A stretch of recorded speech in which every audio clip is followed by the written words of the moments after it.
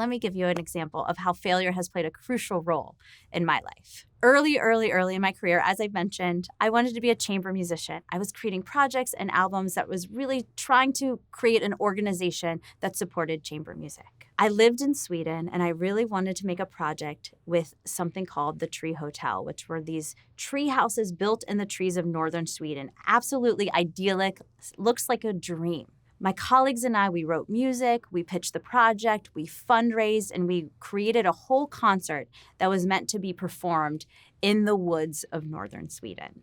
The other side of that agreement was that the local municipality would advertise and market the project and also bring people out to the woods for us. We're in it. You know what ideation looks like. You know what kind of creative looks like. You go in the tunnel and you just work. When I peeped my head up, I looked around and I said, no one knows about this concert we're about to do.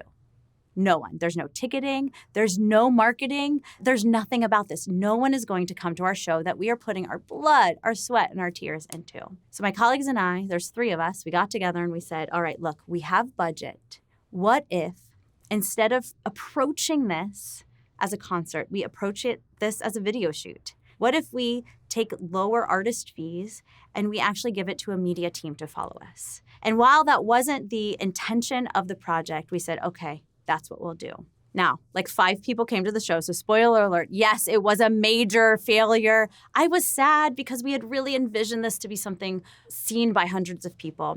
But what we had at the end was these really gorgeous, gorgeous videos. Fast forward a year in my life, I moved to Boston to create an entrepreneurial life here, and I don't know anybody. Instead of having a business card, I now have these really beautifully edited and created videos of a project in northern Sweden. And suddenly people start to watch them. Now, not like thousands of viral viewers or hundreds of thousands of viral viewers, but like a handful of people. But the Boston community started to watch these videos and say, who is this person that is playing percussion in the woods in northern Sweden? And I raised my hand because it was me.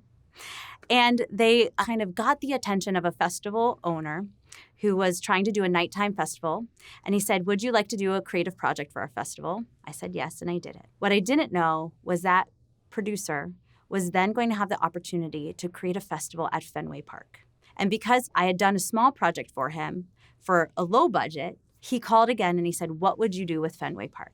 And it was this lineage that I can look back on at a huge pivotal point in my entrepreneurial life. It's when I turned the backside of Fenway Park into a percussion instrument. And we played for about 30,000 people. And it was really the start of my work in transforming architecture as musical instruments. If I look back, okay, and I'm in Sweden and no one's coming to my show, if I would have just fallen on my face in that failure and accepted that no one's coming and the idea is bad and we didn't structure it correctly, if we wouldn't have made those videos and decided to invest in the future of the idea and the project, I know that I would not have gotten the commission to turn Fenway Park into an instrument. I can literally see how a failure affected one of the biggest projects that has springboarded my whole career to what it is today.